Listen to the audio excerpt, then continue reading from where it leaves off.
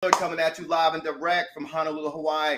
Welcome to M3 Power Collabz, where mindset matters most. Today, we're going to get into it. Man, we're going to get in it, right? So we got this discussion today about how to maintain your peace while navigating a toxic, or actually avoiding a toxic relationship. So I thought to myself, right, man, who could I bring on for this show? So I did international business development coaching last year, through this program, and I met Jeanette Zito in there, right? And she's like blowing up.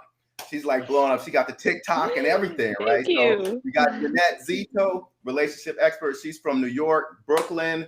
And then I also thought about this because for some of you that have followed me, you know, I told you I used to be like a narcissistic person, a very narcissistic person. So I spent years studying so I could not be toxic.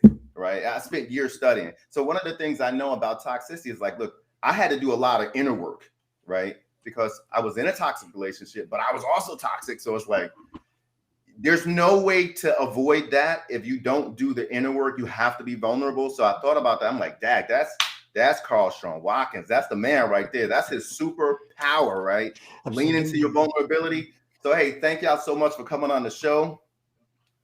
Thank you so much. Thank you. Thank you for having me. Wow. Okay, and so Carl, you're in Jersey now, you said, right? Yes, New Jersey.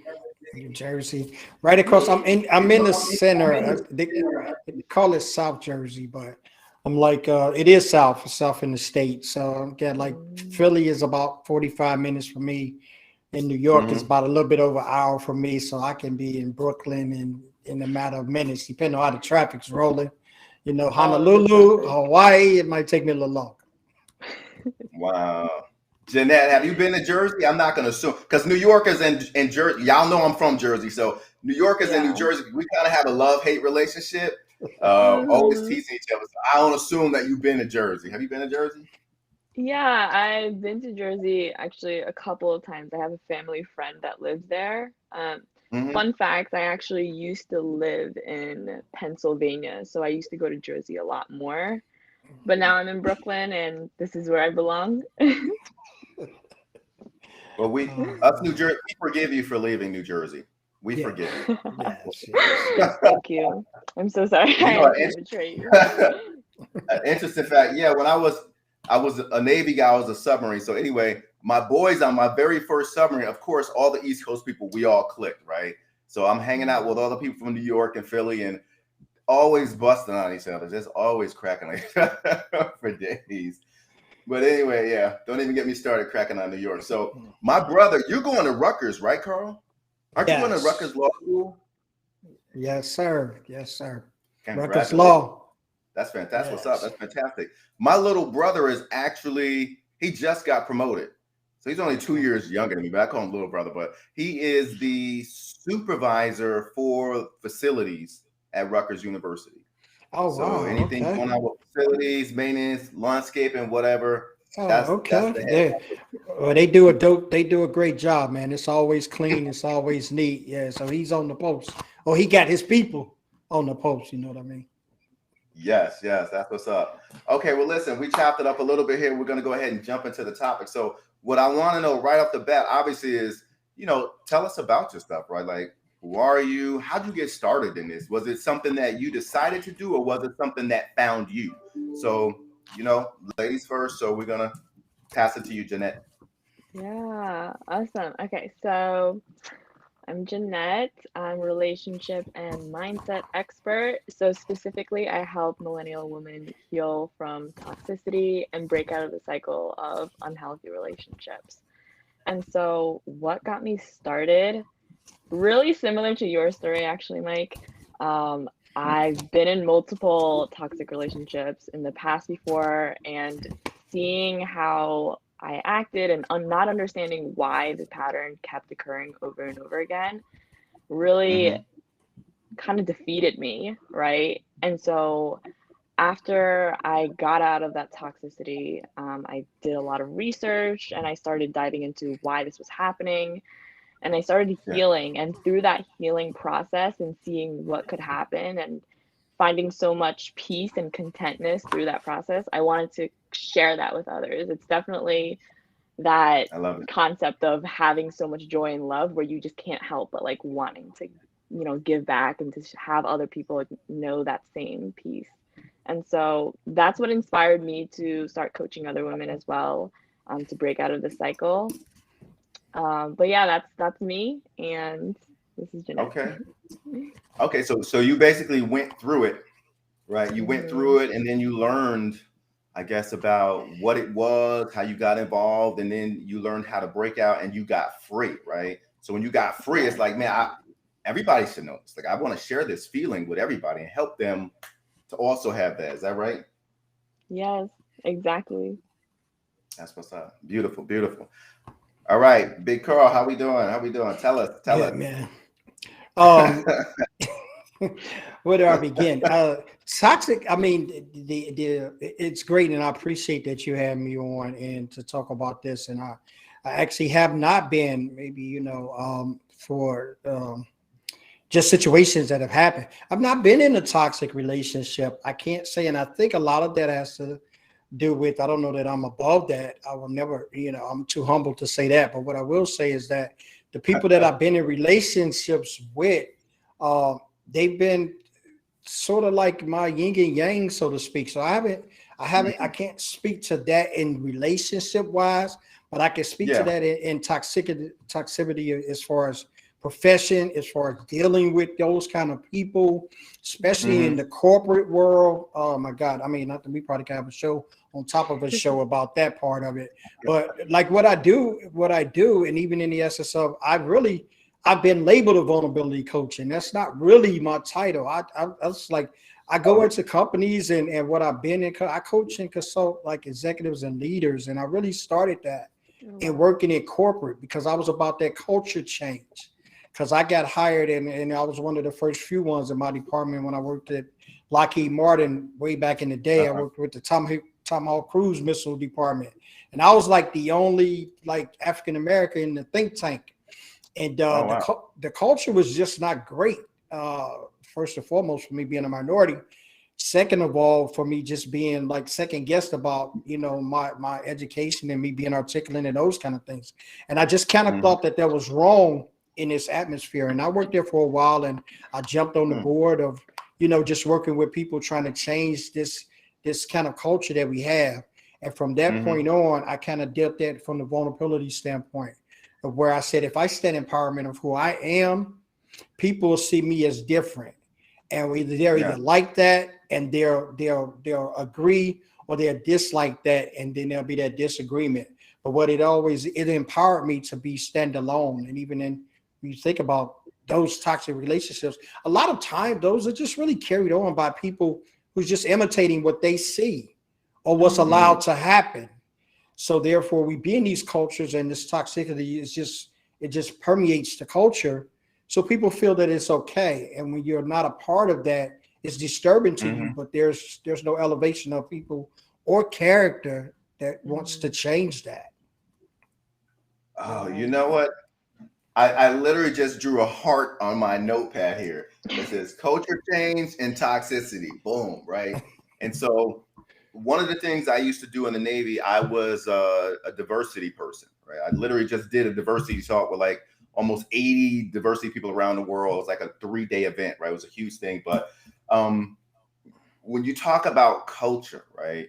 This is huge. This is huge because I want to make sure that this show addresses personal and professional, right? Absolutely. So there's a culture within the home. There's a culture within the office. Most people know that, I own multiple companies, but I still have a 9-to-5. People be like, how do you have a 9-to-5? I have a 9-to-5, but my 9-to-5, it was extremely toxic for years until these 4 people just left. They just left. I went in the office the other day and just to verify that the last toxic person left, which they did. And I was talking to a friend of mine who's also the GM, and I said, oh my gosh, do you feel that? And she said, yeah. I said, the atmosphere is so different. And she said, yeah, it's just more peaceful. The tension is all gone. It's like, whoa, culture plays a huge role in either eliminating toxicity or attracting it and keeping it. And unfortunately, where I was at, it was toxic from the top down. So we couldn't get rid of it. So I just had to learn how to deal with it. So let's talk about that, right? Let's talk about culture and toxicity. So Jeanette, so when people come to you, well, first let's define toxicity. How would you define toxicity, since you deal with that all the time? Yeah, so how I would define it, pretty similar to what Carl you were saying about how toxicity, it comes from a place of learned behaviors, right? And a lot of times we don't mean to be quote unquote toxic, right? And so it doesn't justify it, but what ends up happening is toxicity is essentially just unhealthy behaviors that we project out. It's these wounds and fears that we haven't healed from within ourselves. And because the way we learn to protect ourselves is either by yelling or by shutting down, withdrawing, right? It becomes toxic because it hurts other people, right? But if we look at it from a different perspective, we can see that toxicity is actually someone who is hurt and trying to protect themselves. And it's an unhealthy coping mechanism, which is why we kind of want to change that and make it healthy, essentially. I see. Okay. Carl, do you have anything to add to that?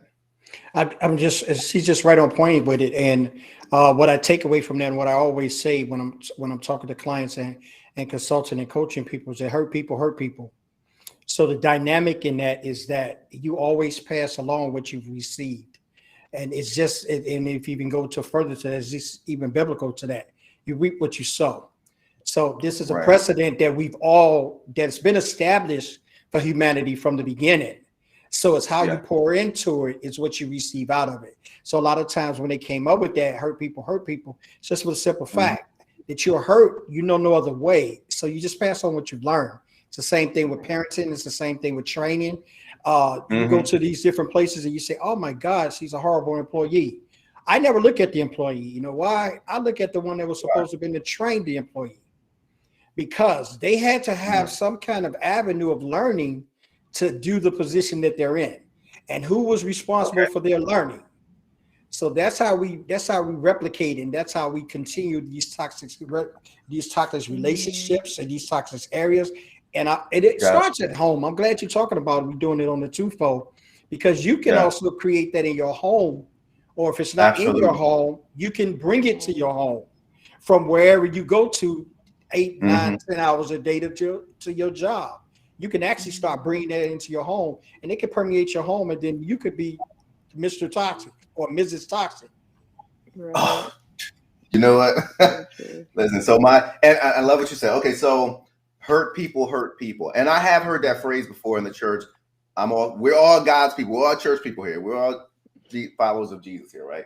But when I was very young, my dad was murdered, right? My dad was murdered when I was 10. So I withdrew. And then, my household, it all affected us differently, right? Every single one of us, it affected differently. And I think for me, it affected me more profoundly because I was so terrified, like the male, the dominant, the protector in the house was just snuffed out in an instant. And so for me, I just always encapsulated this fear. I walked around with it. And then at some point I learned like anger. It's like, well, if I use anger, right? I feel strong. People won't mess with me. But I didn't realize like how badly it affected me until I got married. So when you mentioned about, I think you said Mr. Toxic, right? So in my family, what it was called was the mean man, right? I was the mean man.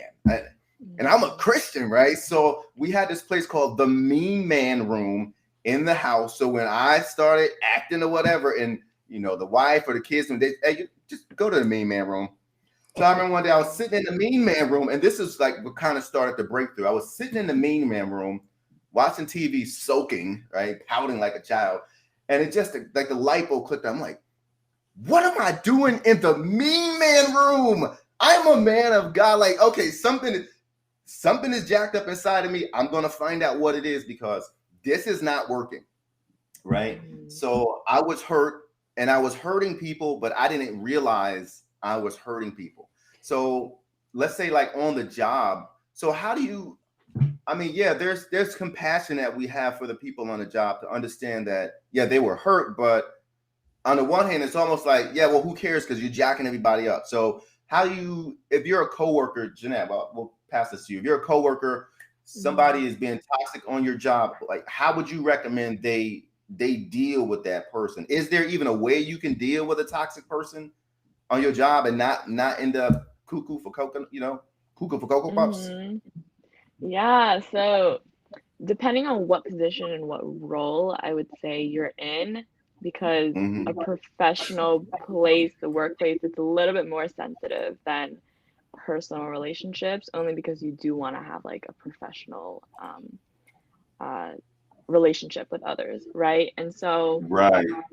boundaries is definitely extremely important, right? And so it's definitely up to the leader or the boss, whoever it is, to set that example, to allow for open communication, for vulnerability, for feedback, right? So they can talk about that in the workspace, and just allowing them to know, or just giving them a little reminder, because quite honestly, sometimes people don't realize that they're being toxic or they're actually hurting someone else, right? And Right. so Right. talking to them about it, maybe in another room, letting them know what's going on, giving them kind of a chance to change some of the behaviors can be helpful.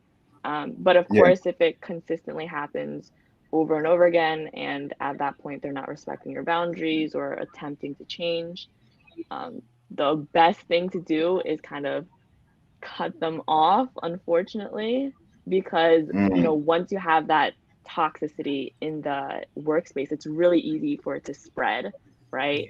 People are kind of Right. adaptable and they kind of conform, and so we want to make sure that it keeps that healthy environment as well, right? So let me ask you this. So this actually ties into what Carl was saying earlier about culture, right? So, and like you said, Jeanette, so depending upon the person's role, right, it may be easier to deal with it or not, right? But would you agree that the culture sets the tone for what's acceptable and what is not acceptable in the workplace? As far as Yes. toxic behavior, right? The culture, right? Yeah. So one of my 9 to 5s, I'll put it like that, had a person that was in an executive role.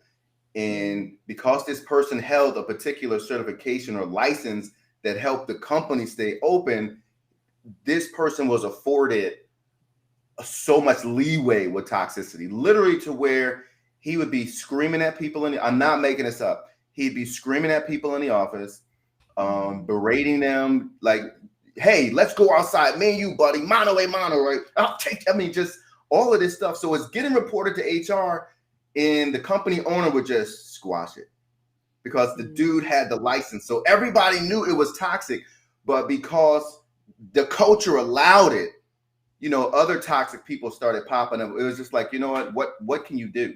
So can you please give us some examples of, like, you mentioned about setting boundaries, right? How, and both of you can chime in on this, please, but what's a good way to go about setting healthy boundaries for yourselves, whether it's work or at home? Yeah. So with that specific scenario that you just proposed, whenever I have clients come to me and they have a similar scenario where it's either someone higher up or a boss that's displaying unhealthy traits and being toxic, it's a different approach that you want to take, right? So it's either A, you want to continue to work in that workspace, right? Or B, we want to at least kind of distance ourselves so we don't keep ourselves in that intimate environment where we're easily receptible to being quote unquote re-traumatized, like over and over again, hearing the toxicity, being in that space, right? And so in terms of boundaries, A, we want to make sure that if we don't need to take on extra work or be in someone's space, kind of keeping that distance if that person's not for us. And then B, also making sure that we're not kind of taking on other people's emotions or baggage at work as well, and personalizing that. And then the last thing that I could kind of mention here is, if, for example, a boss asks you to do overtime, right? Having the courage enough to kind of step up, right? And allow yourself to say, hey, no, this is not something that I'm comfortable with. This is not what I was required to do. And having like communication scripts to navigate that, right? Because it's a lot more in depth when we go into it. Got it. Okay. Boundaries. Now, Carl, and thank you for that. Carl, you had mentioned earlier that, so like you've probably seen this so much, like you per se have not been in toxic relationships, but you have lots of examples from the corporate sector where you've seen this happen without, how can I say? So like without crossing like a confidentiality, because I know we have to be careful what we share on here, right? I mean, absolutely. So what is one of the most extreme cases that you've seen where you needed to step in and to help with vulnerability, or as you mentioned, like maybe not even focus on that, but changing the culture, right? So there are all of these, if we look at a pyramid, these things are all tied together, right? So there's culture, there's toxicity, there's vulnerability, you can't escape, right? So what's one of the most extreme cases that you've seen? The thing about it, and I agree with Jeanette, the thing about it is when we're setting those boundaries, but a lot of times we as a person, an individual, whether it be family, friends, those boundaries come with each individual relationship. And those relationships actually should cater to the boundaries, but a lot of times those boundaries are blurred. So we tend to take the boundaries that we may have at home in personal relationships, and they get intertwined with work relationships, and oftentimes they're misunderstood or they're misconstrued. So when I think about just having boundaries in general, I normally set boundaries based upon establishing the identity of this relationship. And I don't think people take it to that extreme. And when I say that, it's because something that I've seen and I've witnessed and I've saw it elevate and escalate when people aren't setting those boundaries, because a lot of times people can be misled. They can misconstrue, what you're saying, how you're reacting, how you're interacting with them. And all of those things are crucial because boundaries can be physical, they can be emotional. So you can set those kind of boundaries that are different to you, but I think they're crucial to identifying the relationship and where they should be placed. Now, you say in the job sector where it is, a lot of times those cultures and those things are there before we get there. And that's where vulnerability is really a key piece to that, because with you being vulnerable, you're standing already in your truth and you're standing already in who you are. So that automatically makes you individual. And a lot of times when people come to these companies, they want to be communal. They want to be in a community. I don't look to go to jobs to be in a community. I look to join jobs to be communal when it comes to my services. But when it comes to me as a person that has my boundaries, that has my values, I look for those to be individual. And if you're not aligning yourself with those, I don't have anything to do with you. Now, bear in mind, a lot of people take this to task and think that this is a hard stance. No, this is just a stance of who I am. So if you can deal with me on who I am, we can align, we can definitely be that. But I don't go to Christmas parties and I don't go to those kind of affairs, not because I'm antisocial, and I'm just going to keep it real, because a lot of times you get those and people say, oh, you antisocial, you don't want to go to the Christmas party. I started going to those in the essence of trying to fit in, to get into the culture of work, because I got out of school and I wanted to make a name for myself with my career. And I thought that was the way to do it. But it came to me quickly with all of the things unfolding, that unsavory characteristics happening. People take things that you say out of context. And not only that, when there's an alcoholic substance and I don't drink, when those things come into play, people's inhibitions are lowered. So you have to take on those. And those are not things that you can coexist with. Stand on that and be that. You'll be more respected than if I see 3 parts of Michael Dillard. When I'm dealing with Michael in the corporate scene, this is how Michael is. When I see Michael at the club, this is how Michael is. And when I see Michael with his family, this is how Michael is. Michael should be how Michael is in all situations, and those adaptations should bring about what Michael enjoys in those relationships. And I think we get that confused a lot. I don't want to sound like this mad scientist, but this is stuff that has created a passion in me to let people know, if you live in your vulnerability, which is your truthfulness to oneself, and if you stand in that, you'll be individual. And the respect will come from people saying that they can't change and clone you. They can't make you something that they've used to seeing. And if that is the case, you go back to how he came differently. How did he attract the attention of those that saw and say, yo, this dude ain't the same as everybody else walking around here. Amen. And you'll start getting that clarification in your life when you stand in that. And I'm just a firm believer of that. That's so powerful. Jeanette, have you seen that also? Yes, definitely. And I love how Carl really hit the nail on that and how you highlighted that. And I'm definitely a firm believer in being your authentic self always, because, and I love this quote that I've seen before, which was, the only thing that you'll attract, right, if you're not being your true authentic self, is things that are fake, right? The things that aren't for you, right? And because if you show up, for yourself in integrity, in vulnerability, and not being swayed by other people's opinions, right? And this kind of goes into cutting off that people-pleasing tendencies, right? If there is any, then people will respect you. They'll see you and say, wow, you're not someone who changes their mind really easily just because someone else's opinion just gets thrown at you, right? You're able to stand your ground, and I respect that, right? Even though there might be differing opinions, at least, Right. when you stand your ground, when you're vulnerable and you show up authentically, there is respect in that always. Wow. You know what? Y'all know I'm the man of a billion backstories, right? So here's a backstory from one of my submarine days, right? I was on, this may have been like my second or third submarine, okay? And I remember talking to one of the officers one day, right?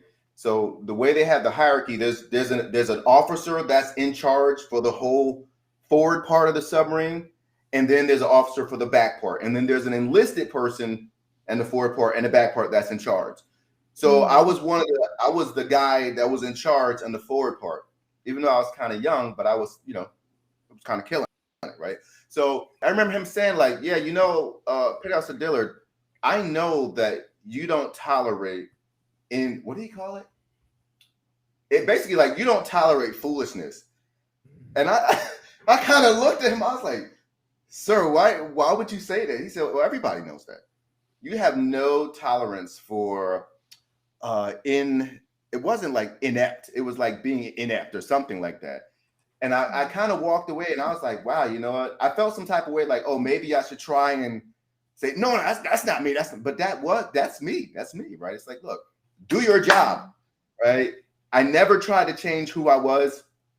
You take it or leave it. But then, because everybody knew how I was, they didn't come at me a certain way, right? They knew where I stood with my relationship with God. They knew where I stood with my professional relationship and with my family. And there was just certain things, they were total deal breakers.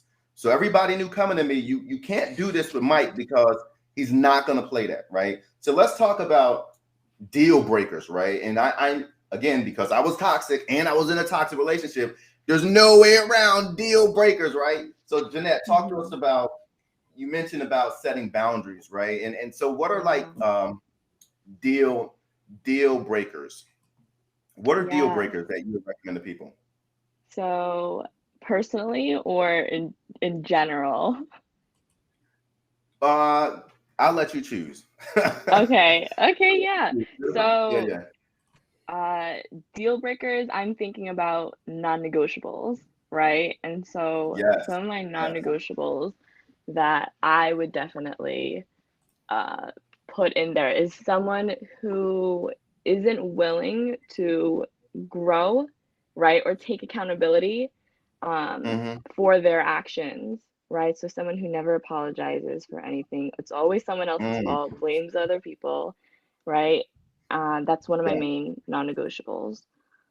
Another non-negotiable in romantic relationships specifically, I would have to say, is infidelity. For me personally, I know that it could be a controversial subject because I've heard people argue, you know, if you ever get into a relationship where the other partner is cheating, you can work through that, you know, you can build that trust again. And I think it really depends on the situation. It could be true, but personally for me, I don't think that that's something that I would want to work through. But maybe not, you know, I'd probably go to God and pray about it at the end of the day always. But those are two non-negotiables that I can think about right now. Okay, I'm so glad you said that. So like in my mind, and this is we're gonna tie Carl in a hot second. So in my mind, non-negotiables equates to peace, right? Like there's no way that you're gonna maintain peace in a toxic relationship or any relationship truly if you don't set boundaries. And I know this is how people get kind of lost in them, you know, they get lost in their partner, they lose who they are, they just start kind of blurring away, right? So you definitely need non-negotiables to maintain your peace. But in order to do that, right, Carl, you might agree on this, you have to be vulnerable with yourself, right? You have to find out, basically, like, you have to make decisions, all right, on what you're going to accept and what you're not going to accept. And you also have to look at why have you been accepting this stuff in the first place? What do you say on that, Carl? It's absolutely true, and what Jeanette said is really rings true for relationship. I've been married 30 years now, and there were a lot of things that were non-negotiables in the beginning of the relationship, in the dating process, in like we used to say back then, I'm old head, they used to say in the courting process. There were a lot of things that I discussed, you know, that I wanted to make sure that, because what we often do in relationships, and I won't even just stay so much on just the dating aspect of the relationship, but just in relationships in general, what we often do as humanity and as people, we don't clarify what we want these relationships to be. What do we want these relationships to provide? And we oftentimes jump into these relationships with the eye test. Wow, we make a gay couple. Wow, she or he's attractive or handsome. Wow, they got a home, a car. We start putting those materialistic things as negotiables into what we really would like in a relationship, which really don't define a relationship. Because if me and you are on common ground and me and you got aspirations to grow, we can grow whether we start from homeless to house, or we can grow whether we start from unemployment to career magnets. So therein lies the mindset, is what we really have to look into when we start these relationships. I always say, and I got a daughter that's 26, 27, somewhere in there, I lose track. And my education to her was that question everything. If you're in a relationship building it, whether it's work, whether it's whatever, because we tend to kind of, okay, that's good for relationships. That's good for me trying to date. That's good. No, I question everything. If I'm in a relationship with you, whether it's communal, whether it's working, whether it's congregational, whether it's church related, what is your expectations of me and me bringing myself to this relationship? And I said, when you go on dates, that should be sprinkled in conversations. Everything shouldn't be about, yo, that's a fly dress you got on. Yo, I like your ride. And you drove here as well. You got a car as well. Those are materialistic things that at the moment of a hat, if you have a car accident, that car is gone. God forbid anything happen to you. You know, if you have a tornado, Jersey was just hit with tornadoes a couple of weeks back. Tore up some $300,000, $400,000, $500,000 houses. Now, them people out there on the street now, you know, they looking for Red Cross to help them. So those kind of things aren't tangible. What is tangible is, hey, is we on this same page? Are we growing together? What's your aspirations? What do you want for the future? And I think a lot of young people, if I won't even say young, I'll just say a lot of people today in establishing the relationships, they're scared to do that, or they get kicked. Girl, what you doing? You got a detective following him, or you got no, I'm asking questions for my benefit, because if this some guy that I'm going to be with or some girl that I'm going to spend my quality life and time with, I got to know that we're growing together. And I got to know what she expects from me in the relationship. Does she expect me to be a sugar daddy, or does she expect me to help her grow and cultivate her career objectives? You know, so those are the things that you got to ask yourself. And that's being vulnerable. That really is. That's being vulnerable. And that's the key to it. I'm just bringing it to the table how I feel. Jeanette, what can you add to that? I love that.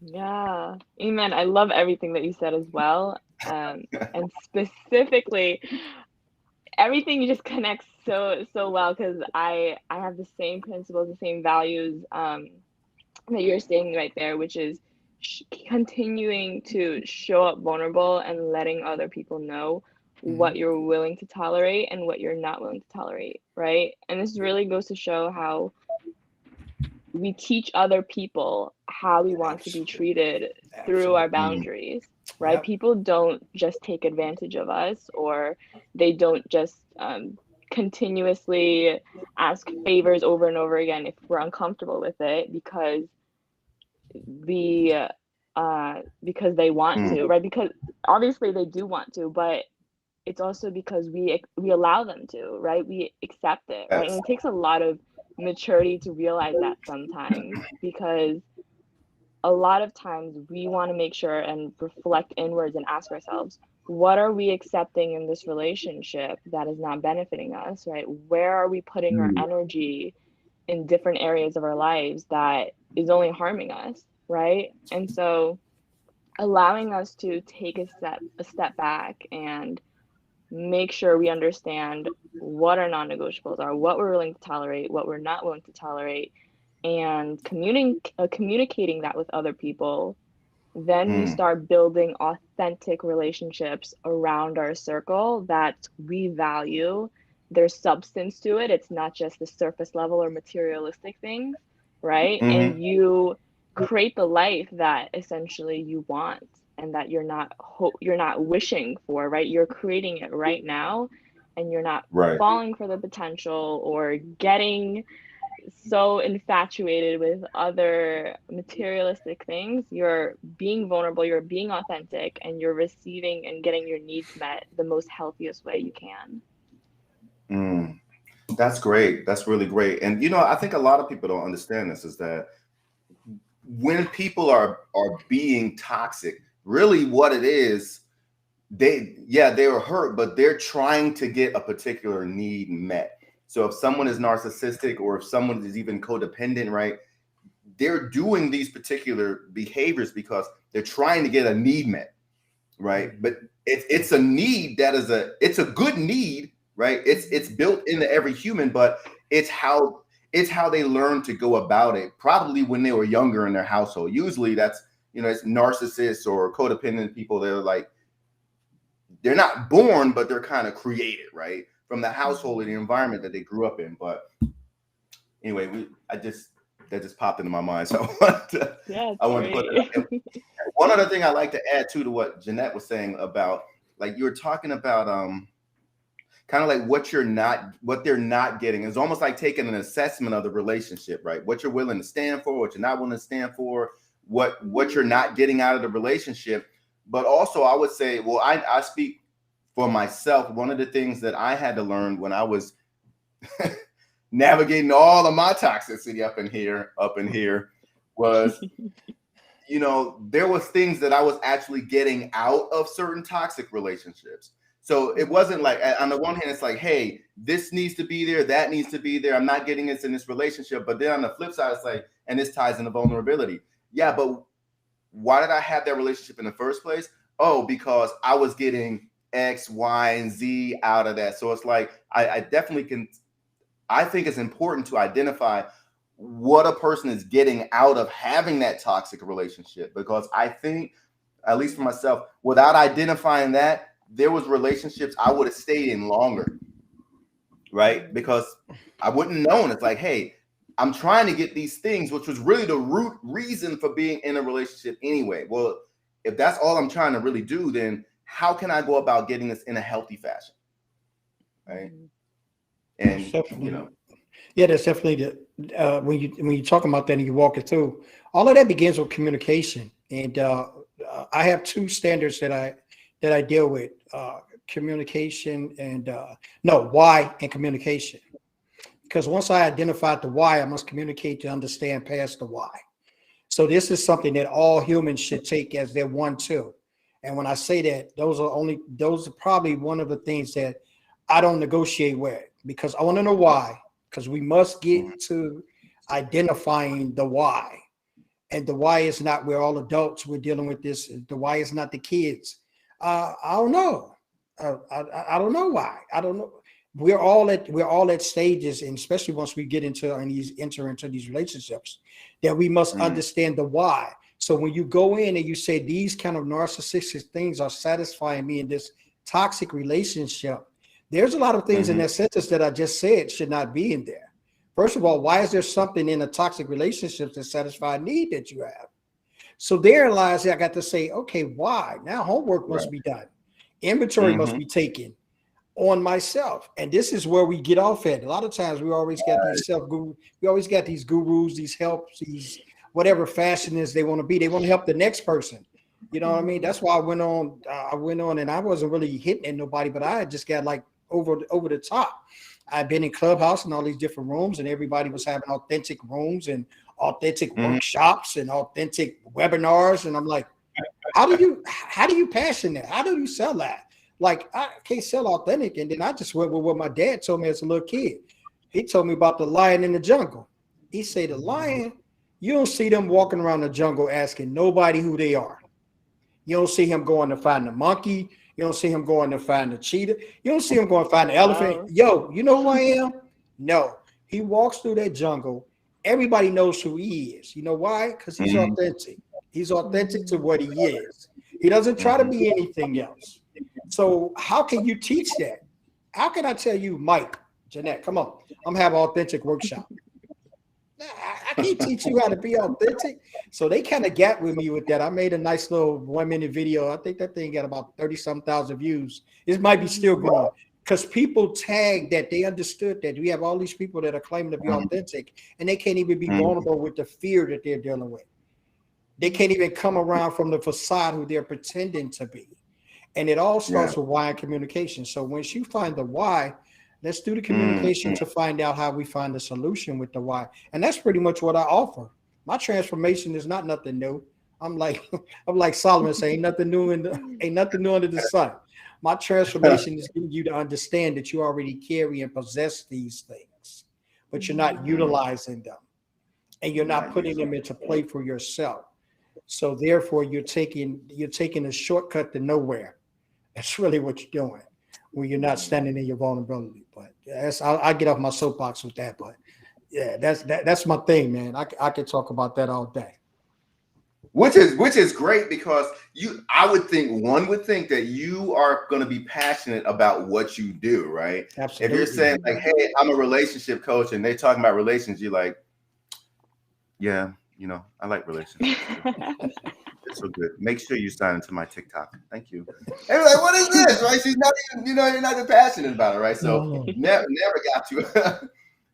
got to apologize for that, right? That's what's up. Now, what we're gonna do right quick is we're going to. I see my daughter signed in. Peace Peak Designs.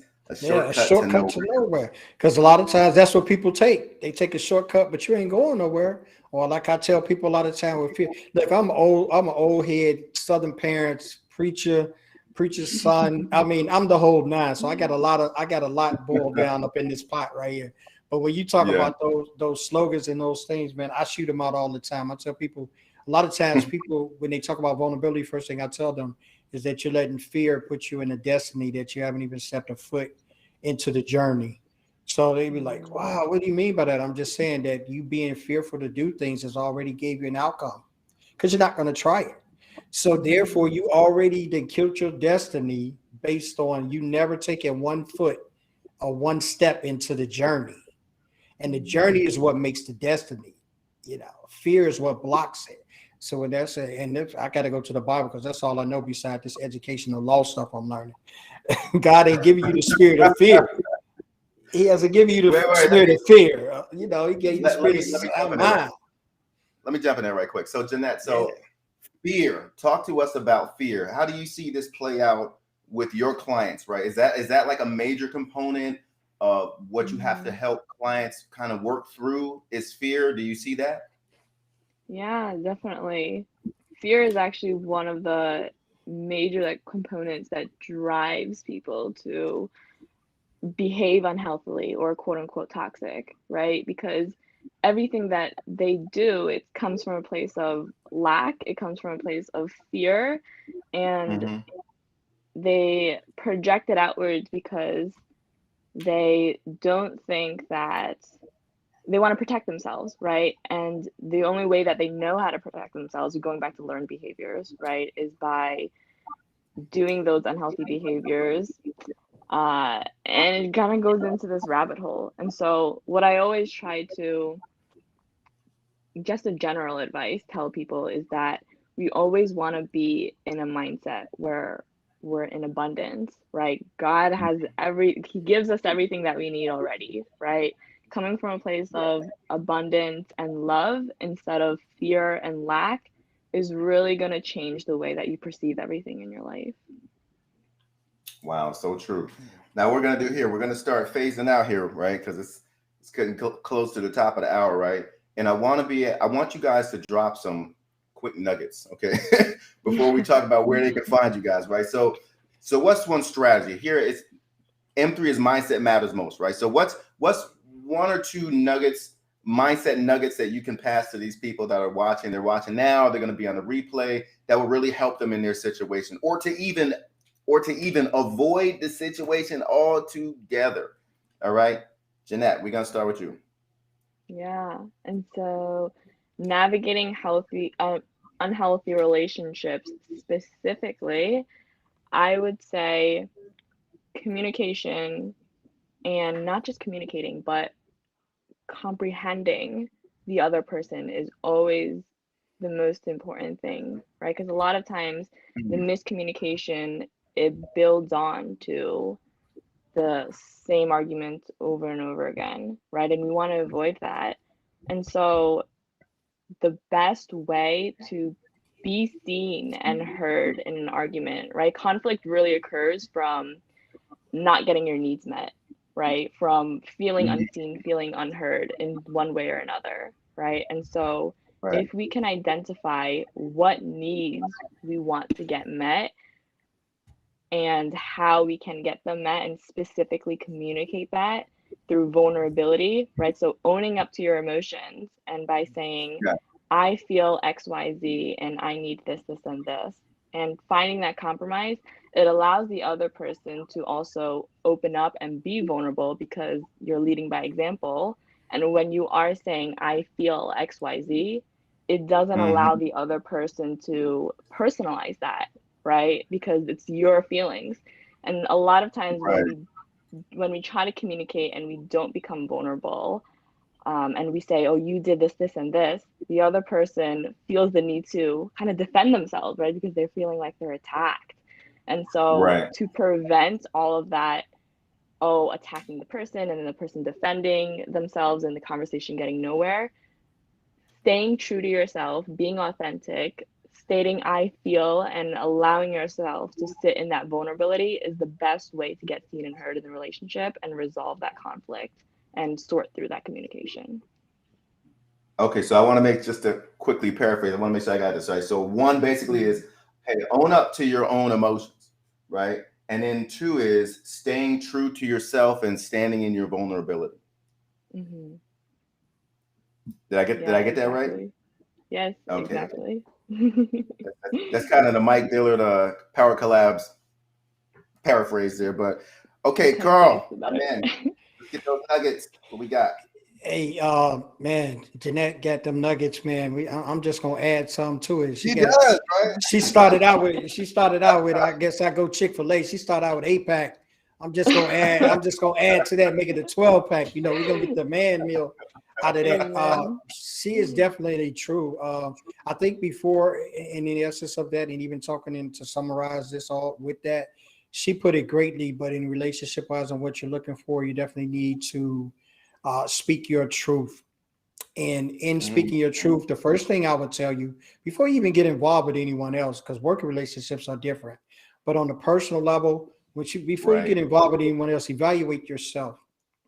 Give your own self an evaluation. Take your own self to the doctor. Evaluate you. That's the first step in my course. That's the first step in my coaching and consulting. Reintroduce you to you. Therefore, you can get out all of the things that people have labeled you as, put you as, said that you were, and you can actually evaluate who you truly are. So that's where the reintroduction comes in at. And once you do that and you stand in your truth, start breaking those bad habits, those things that people have labeled you as, those ways that you went into relationships before. Start breaking those. Start doing things differently. Start seeing things from your perspective, not from a perspective of wanting to date, wanting to be involved, wanting to make connections. Start speaking of that into yourself. And if you can just do that, once you do that, then you can move forward. Like you can move forward with who you are. Identify, just say in the summary of it, tell people your likes and dislikes. I'll just backtrack all of that instead of, I'll give you the Clip Notes version. Tell people your likes and your dislikes. Put them out there. That gives nobody room to misunderstand. I do not like this. I do not like that. I do not like when people do this. And if it's done and you haven't identified it from the beginning, tag it as soon as it happens. Don't let it get past. Don't let it go past. It's like an abusive relationship. One punch, they're going to feel it's okay to hit you again. So when someone does something I don't like, I address it, whether it's the president of the company or it's the doorman who let me in. I let them know. And secondly, you don't have to be rude with it. Let's be Christians about this thing, right? I don't have to be rude and ignorant to tell you what I don't like.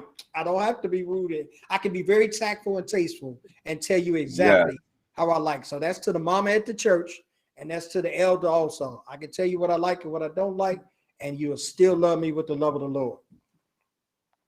Yeah, that's true. That's well said. Well said. Okay, man, love the gems. I'm loving this conversation, man. We may have to come back. We're gonna have to come back for another one. We're running out of time here, right? But it's starting, it's starting to pick up. I'm like, man, I'm really feeling it. But okay, so I see Jeanette. I'm gonna need you to type out where we can get in touch with you. I see Carlton already put it up here. That man, he fast. All right, so this is where we can get in touch with Carl. That man is quick. Okay. All right. Yeah, Jeanette, you type it up and then I'll put it. Okay. Oh, here's something right quick. Let me see what Kyra said. And if they don't, that tells you something about the person. Go ahead, preach on that. Because that's actually your best mechanism for weeding out. When you put on the table those likes and dislikes, it's the same thing. I do the same thing in business. I don't get on here talking about my prices and we negotiating. I tell you what I have, what I'm offering. That separates those who are going to take it and those who not. And that what keeps you grounded. That keeps you from not having to run around and have Black Friday sales, discounts, all that kind of stuff. Right. That's for my business peeps out there. All right, well, I'll tell you, Jeanette, I think Jeanette is typing her stuff too. So you mentioned you got a course, Sean. So I keep calling you Sean. That done it. My bad, Carl. They call me Carl, Sean. So it's all good, man. It's all good. Yes, I have two names. Yeah. Okay, so two names. That's that countryness. That's that countryness. I was raised by country parents, so they didn't know no better. Two names is what they did. And if you got in real trouble, they called all three of them. Last name included. I got a course that's coming out. I'm looking to drop that November 1st. I've been doing little clip bits of it. It's called a Vulnerability Toolkit. And what it is going to give you the 4 steps. And really, I just really went through them quickly. The introduction, which is you're going to reintroduce yourself to yourself. I'm going to walk through that, and I'll walk through that with you. 2 is breaking bad habits. Going to destroy some of those things that you got accustomed to doing because other people said you should be doing. And after that, after we've broken those, we're going to move forward. We're going to move forward with who you are. Now that you've broken that and you've introduced yourself, reintroduce yourself to people or who you are. That's how we're going to move forward. And after that happens, it becomes the breakthrough. The breakthrough is the last step, but it's not. It's the last process, but it's not the last step. Because breaking through will happen in all areas of your life once you walk through that. You're going to break through who you are. You're going to break through ceilings that people kept you down in. You're going to break through some new aspirations of who you want to be. And you're going to look at, you're going to be like, wow, I didn't even know me was inside of me. I like that. Yeah. That's dope. That's dope.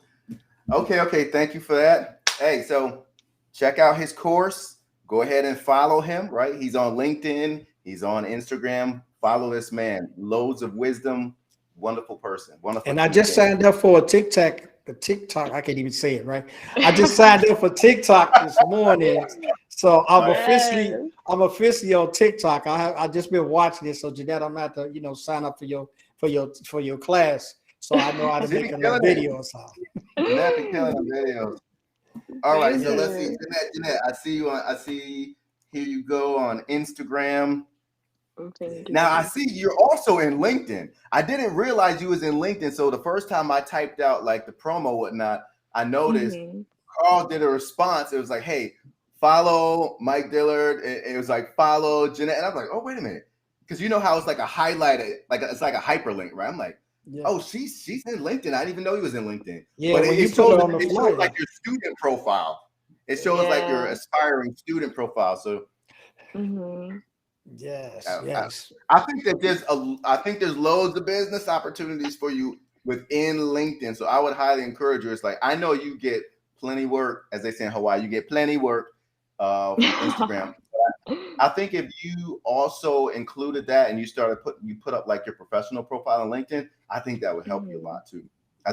That might bring in more business than you want to. I don't know. You got to figure out. Put that on there. You got to sell yourself, and it's the confidence you have, and you have that confidence in you. I was telling somebody earlier. I was like, if you're not confident in talking about you, others won't. So a lot of times we catch on this. Oh, I got imposter syndrome. I can't talk about me. Well, who's going to do it? You know what I mean? You just got to craft the way to do it where you're not, where you stand in the humility that God gave you. You know what I mean? So once you figure that out, I don't have any problem talking about what I have because God gave it to me. So I know from that point, I don't have a problem with telling you about it. Exactly. Amen. Yeah. Now, thank you for that. Don't you have a course too, right? Don't you have a course too? Jeanette, I thought I saw you. Were you? Yeah. Did I see you on Instagram working on a course or something like that, like a behind the scenes thing? Yes. So the course right now, that is something that I am planning towards, but I wouldn't promote it right now because it's definitely more of a longer term project. I do one-on-one coaching right now, and there's a wait list for it only because all my spots are filled as of now. I bet I saw your Instagram account blowing up. I saw your numbers just blowing up. I'm like, dang, good thing I met her when she was like kind of down here. She gonna be high in a second. Once you blow up like Oprah, we gonna say we remember you back when. That's why I had to get y'all. I had to get both of y'all on the show now. Before you blow up. Say, look, you got the proof. You got the proof. Right, it's true, right? Never forget. She'll never forget those humble beginnings, though. I can believe that about her. She'll never believe that. I'm following you. I'm one of the 10,000 plus followers you got on Instagram. I thought I was doing something. I had almost 11,000 on LinkedIn. I thought I was doing something.